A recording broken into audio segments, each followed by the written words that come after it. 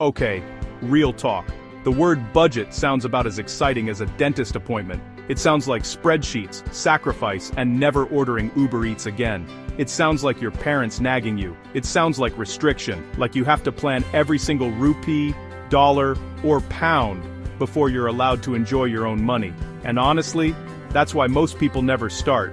They think budgeting means giving up everything fun, and then, plot twist, they end up with no savings either, so they lose on both ends. But what if I told you there's a system so simple it fits in 3 numbers? No spreadsheets, no guilt, no tracking every coffee, just 3 numbers, and one of them is literally called wants. You are allowed to want things, the system knows. Let me show you. It's called the 50-30-20 rule, and it was made popular by US Senator Elizabeth Warren. Yes, a politician actually gave us something useful for once. The idea is dead simple. You take your income after tax, your actual take-home pay, and you split it 3 ways. 50% goes to needs, 30% goes to wants, 20% goes to savings and paying off debt. That's it. That's the whole system. Now I know what you're thinking. Great, but what counts as a need and what's a want? That's where it gets interesting. And honestly, that's where most people get it wrong. So let's break each one down with real numbers and real-life situations, because theory without examples is useless. Needs are the things you genuinely struggle without: roof over your head, food in your stomach, getting to work, phone to function in modern society. If your life falls apart without it, it's a need. So, rent or mortgage, need. Groceries, need. Electricity and water, need. Transport, whether that's petrol, a bus pass, or a metro card, need. Basic phone plan, need. Health insurance if you're paying for it yourself, need. Notice what's not on that list. Your gym membership is a want. The premium phone plan, with unlimited data when you're mostly on Wi-Fi, is a want. Eating out, even if you do it most days, is technically a want, even if it doesn't feel like one.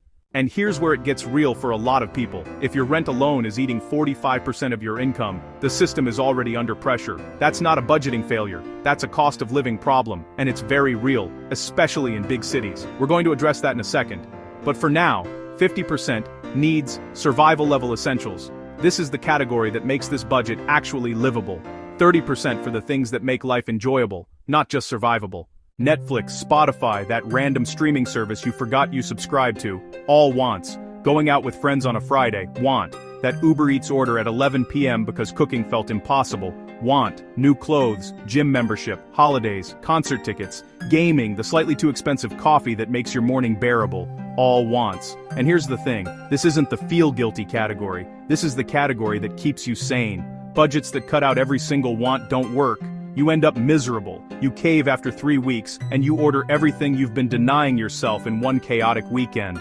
I've seen it. You've probably done it. The wants category is your permission to enjoy money.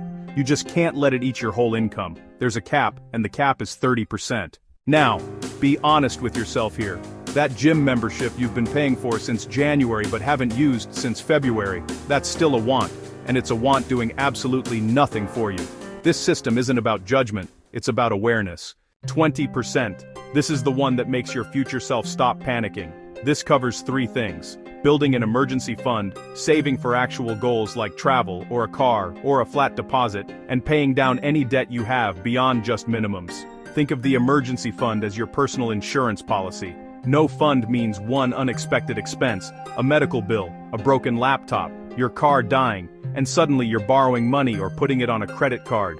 The emergency fund is what keeps a bad month from becoming a bad year. After that's covered, you point this money at whatever your goals are: a trip, an investment account, a side hustle fund, early retirement. It doesn't matter. The key is, this money is not for now you. It's for future you. And future you will be extremely grateful. Okay, here comes the most common thing I hear. I don't earn enough to save 20%. I can barely cover my needs with what I make. Completely valid. And here's the honest answer. This rule is a target, not a prison sentence. If you're starting out on your first job doing a side hustle, living in an expensive city, maybe your version right now is 70-20-10 or 65-25-10. That's still infinitely better than having no system at all. The point is direction. You're building the habit. You're being intentional. And as your income grows, whether that's a raise, a promotion, or that side hustle finally taking off,